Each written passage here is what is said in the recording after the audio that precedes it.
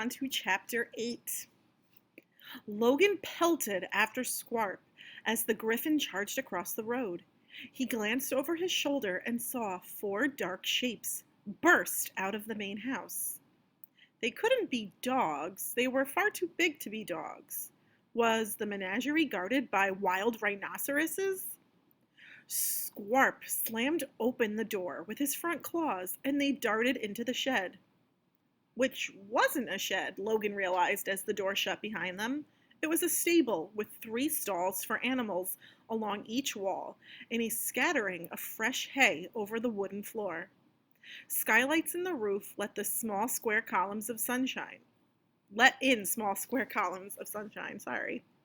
The wood smelled newly cut, and he could see cracks of light between the boards, as if the whole building had been thrown together recently. Safest in here, Squarp panted, flapping his wings to cool off. Charlie and Cleo won't tell on us. Don't talk to humans much. Too superior and perfect. Logan glanced uneasily at the only door.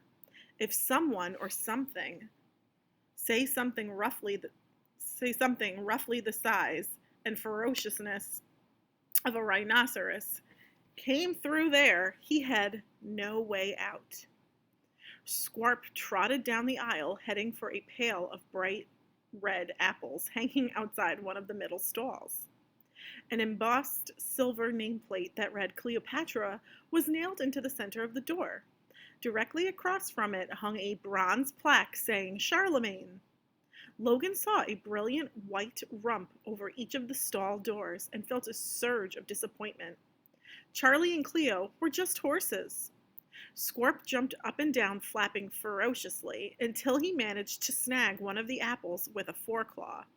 He yelped with joy and sat down on the floor with it. "Really?" Logan said. "Now seems like a good time for a snack break?" The alarm was still bellowing in the distance, barely muffled by the stable walls.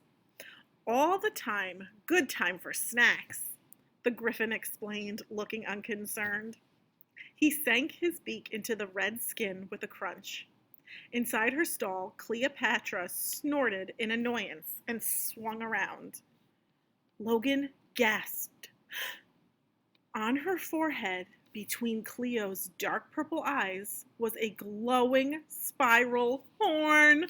Cleo and Charlie were not just horses, they were unicorns! Cleo leaned her head over the stall door and pointed her horn at Squarp like a dagger.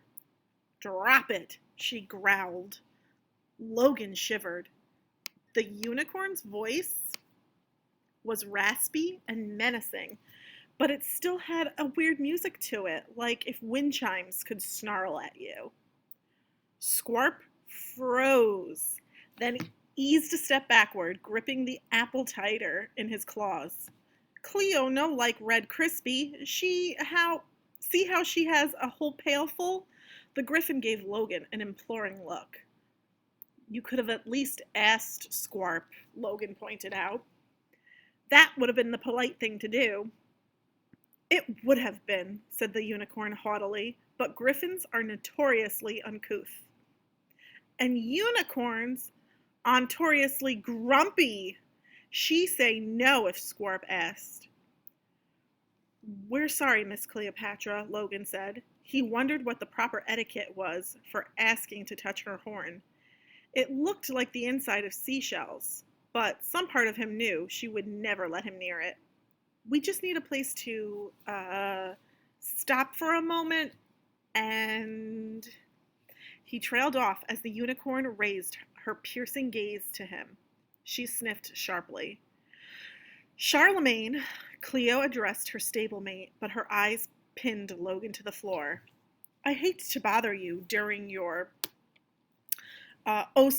important yet somehow never fruitful beauty rest, but do turn around. There's a new serf here who seems oddly familiar, and I can't quite place my horn on it." "Well, no one expects a lady unicorn's brain to retain information." "Ooh." The other unicorn neigh chuckled to himself as he slowly shifted around in his stall and stared at Logan. His eyes were liquid gray, like cold early morning sky, and he had a short tuft of hair on his chin. Crunch, crunch. Scorp had taken the opportunity to devour the apple in 2 bites. As Cleo huffed and swung her horn down toward him, Logan swooped to pick up the baby griffin and stepped out of range. Having Scorp's comforting warmth against his chest helped settle his nerves while Charlemagne peered at him. Ah, the male unicorn nodded wisely. Of course. What? Said Cleopatra. Indeed, said Charlemagne. It's quite obvious. You overgrown pony, I'm going to knock this door down and come poke your eyes out if you... All right, Charlemagne snorted. He reminds you of our adoring caretakers in the Sahara Oasis Menagerie. Remember how they played music for us every night? That's not it, Cleopatra stamped her hooves impatiently. It's not his pigmentation. Look at his eyes. Settle down, I'll take a closer look. Charlemagne edged forward in his stall and poked his head out toward Logan, sniffing and snorting emphatically.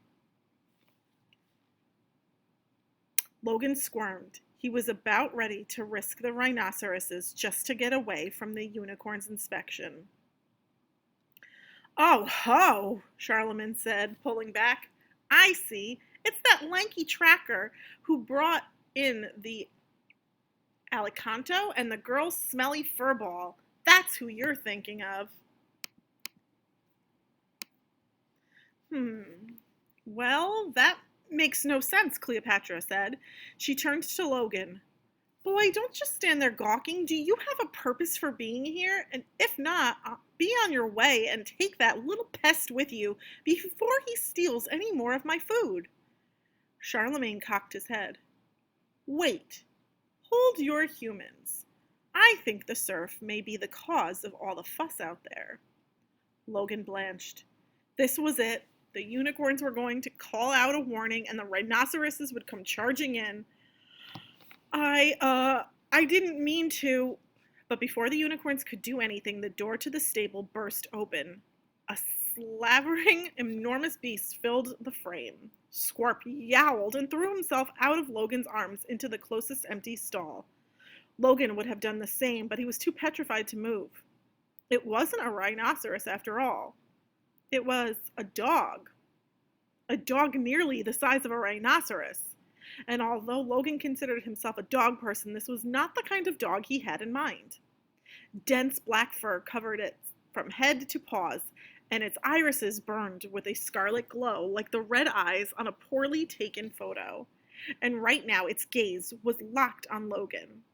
It let out a triumphant bark, the noise low and so loud it filled the small stable and reverberated in Logan's ears. The beast slowly paced towards Logan. Scorp, any chance this guy is a friend of yours? Logan asked, backing up against the wall. Not allowed to play with Ripper or Killer or Jaws. Mum say, all bark, no bite, but to stay away. What is it, Ripper? A voice called from outside the stable. Another false alarm?